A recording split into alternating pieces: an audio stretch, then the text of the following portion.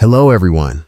Welcome to Kansas Future. Taylor Swift was seen dancing and posing cutely while working in her recording studio on Wednesday, November 13th. Fans around the world were thrilled by the video of Taylor Swift dancing in her studio. Swift's pose, as if to say hello, made fans even more excited. Although Taylor was busy working, a member of the music team hinted that Kelce was hiding in the next room. Kelce, dressed in a blue shirt and cream pants, was spotted standing behind a wall near Swift. The couple had returned to New York after attending the Chiefs' victory parties against the Broncos on Sunday. Travis and Jason Kelce later appeared on their podcast, New Heights. A recording of their conversation was released ahead of its official airing on Wednesday. Jason Kelce expressed his joy while discussing the Chiefs' win over the Broncos. He mentioned that in recent games, Travis Kelce consistently scored touchdowns, signaling a clear improvement in form, and praised his brother for it. Travis smiled and thanked Jason, noting it was the most comprehensive game since the start of the season, with every team member contributing equally to the victory. His humility made Jason nod and clap. Jason then spoke about Travis and Taylor Swift celebrating it in the VIP room at Arrowhead Stadium. He said, "I'm really sorry I couldn't make it, but I think it was a memorable party." Travis responded, saying that after the game, there was a small celebration that lasted only about 30 minutes, since it was the earliest game of the season, and everyone left shortly after. Jason playfully asked Travis, "What made your face glow with happiness when you took pictures with everyone at that party?" Travis laughed and shyly replied, "Well, man, can I skip this question?" Jason joked, "It's up to you." Travis then admitted, "Being surrounded by family and friends made it a memorable day. I felt especially happy since Swift was there to cheer. Her enthusiasm and her family's support were my main motivation." Jason immediately shouted, "OMG, great." The brothers then laughed together. Jason added that their father, Ed Kelce, also met with Scott Swift, Taylor's father, which he described as one of the most meaningful moments. Travis agreed, saying, "Even though I was playing at the time, I received updates, and it looked like they had a great day." Professional tennis player Francis Tiafoe and his girlfriend Ian Broomfield also attended the party and posted a photo with Taylor Swift and Travis Kelce at the Chiefs' victory celebration. One detail that warmed fans' hearts was a subtle gesture by Scott Swift, which captured the audience's admiration. Travis Kelce discussed visiting his girlfriend Taylor Swift's recording studio after returning to their mansion following a burglary incident on Tuesday, November 12th. During the New Heights podcast, the Kelce brothers mentioned the break-in at Travis's mansion. Jason expressed regret about the incident, noting that security would handle it and everything would be resolved soon. Travis commented that he might consider enhancing the security system. Jason remarked that the thieves only caused minor damage, but Travis added with a serious expression, "They took the golf set that Mahomes gave me for my birthday. That gift means a lot to me. I hope Mahomes understands. It's a pity." Jason comforted him, saying, "I know Mahomes. He won't blame you. No one wants this to happen." To lighten the mood, Travis shared his experience of visiting Taylor's recording studio in New York. He expressed his admiration, saying,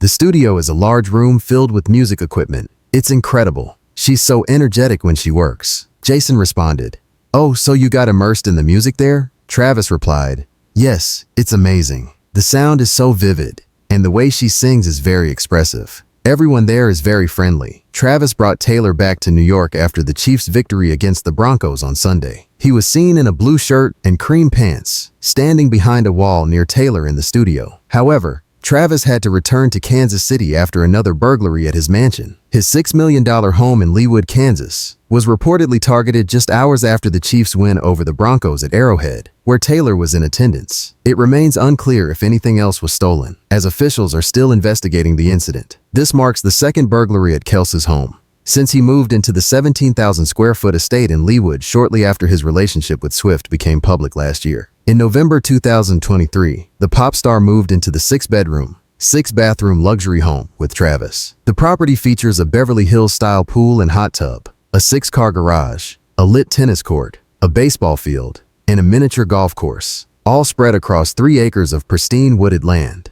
There is also a large kitchen to indulge Taylor's love for baking and cooking. The home is located at the end of a cul-de-sac in a gated community, just 20 minutes from Arrowhead Stadium. Travis had sought more privacy after being harassed by fans at his previous home in Briarcliff, West Kansas City while dating Swift. Imagine this, a team that's been cruising, knocking down every obstacle in its path, suddenly facing a reality check. What happens when one of the most talented quarterbacks in the game misses throws he's made 1,000 times before? You've got to ask yourself, was this just an off day, Or are there deeper questions looming about their future? You're about to hear all the details that could define the season. Stick around. This one's a doozy. Let me tell you something about expectations. When you've built a reputation like the Kansas City Chiefs and are led by one of the most elite quarterbacks this game has ever seen, there's a level of play that people expect from you week in and week out. The Chiefs, the defending champs, have made it look so easy and unstoppable that even when they win, it feels like they should have done more. You expect more. But last Sunday, when they faced off against the Denver Broncos, you saw something different. You saw something a little human. For the first time in what feels like forever, the Chiefs' offense came back down to earth. It wasn't the dominant, high-flying display that we're used to seeing. No, this was a game that left a lot to be desired.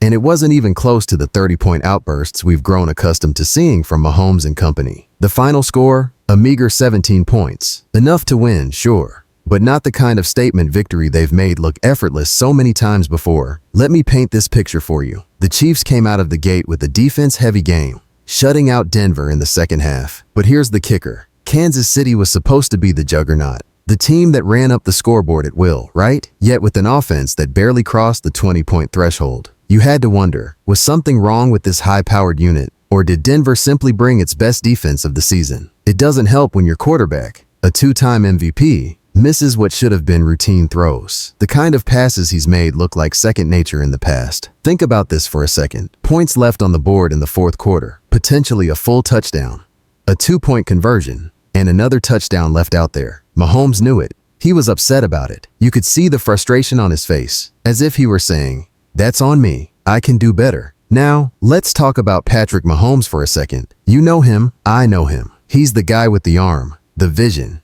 and the athleticism to make the most ridiculous plays look easy. The guy who can drop bombs on a dime. The guy who can fit a football into a window the size of a pea. But Sunday wasn't Mahomes at his best. Not by a long shot. There were throws that you simply expect him to make without thinking. He missed 2 easy touchdowns. That pass to Travis Kelce, it was a little higher than he wanted, giving the linebacker just enough room to make a play. But that's not the only issue here. There was a potential score to Xavier Worthy, a wide receiver who's been making big plays all season long. But Mahomes threw it high, leaving him out of bounds. Just like that, the opportunity was gone. You can tell it bothers Mahomes. And I'll tell you right now, if there's one thing you can always count on, it's that he'll make sure those mistakes don't happen again. He's too good for that. But even in the midst of those misses, Mahomes still had a solid game. Solid, but not spectacular. He finished 28 for 42 passing, throwing for 265 yards, and added another dozen yards on the ground. The numbers don't lie. He was effective, but not perfect. And you have to give credit where it's due.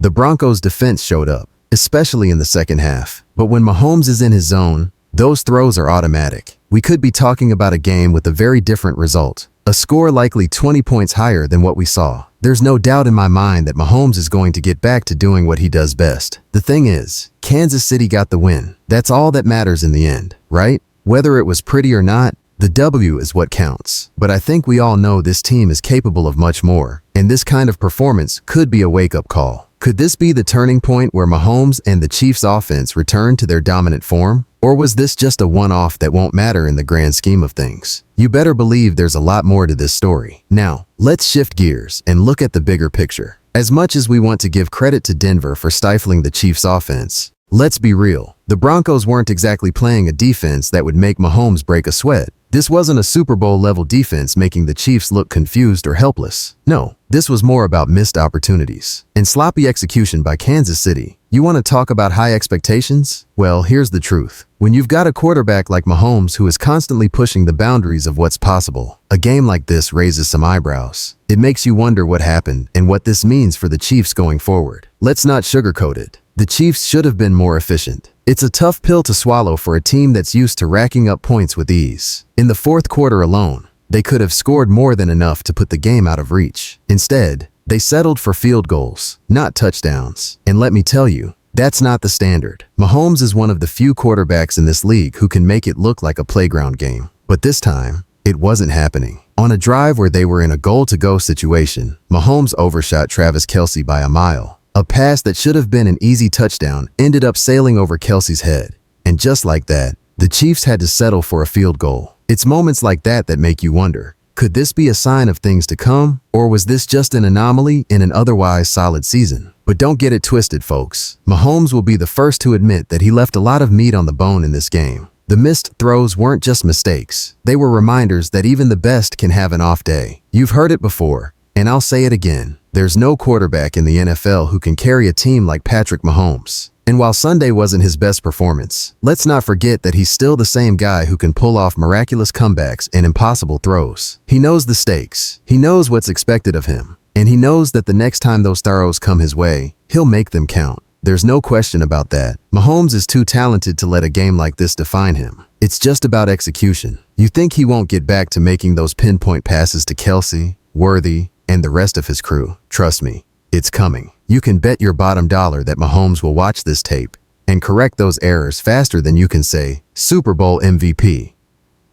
But let's not get too caught up in what didn't happen. There's still a lot to be said about the way this game ended. The Chiefs came away with the win, period. And in this league, a win is a win. Did it look pretty? Absolutely not. But it was enough to keep their perfect season intact. And that's something that can't be overlooked. You see, sometimes the best teams don't always blow out their opponents. Sometimes they grind it out, fight through adversity, and find ways to win even when things aren't going their way. And that's exactly what Kansas City did on Sunday. You can't take that away from them. Let's not forget the other side of the ball here. While Mahomes and the offense had their struggles, the defense stepped up big when it mattered most. Denver didn't score a single point in the second half. That's the kind of effort that can win you championships. The defense showed up in a way we haven't always seen this season, and that's something worth acknowledging. But make no mistake, Kansas City knows they need to get back into their offensive rhythm. They know they've got to clean up the mistakes and execute better when it counts. This game may have been a wake-up call, but it could also serve as the spark they need to get back to playing the kind of football that's made them so dangerous in the past few years. I'm telling you right now, don't read too much into the score. The Chiefs didn't play their best football, but they still found a way to win. And that's the mark of a championship team. They get through games like this, make the necessary adjustments, and move forward. Sure, Mahomes had a couple of missed throws. And yes, the offense could have been more efficient. But at the end of the day, they got the win. And that's the most important thing in this league. Kansas City will be just fine. The Chiefs are still the team to beat with Mahomes under center. It's only a matter of time before they get back to their high-flying, dominant selves. And when they do, teams better watch out. Because you can only keep a team like the Chiefs down for so long before they come roaring back. And when they do, you better believe they're going to make up for those missed opportunities in a big way. Now, the question isn't whether the Chiefs are going to be all right. Leave your thoughts in the comments. And don't forget to like and subscribe for all the Chiefs action and exclusive stories. Let's keep this winning streak alive. And go Chiefs!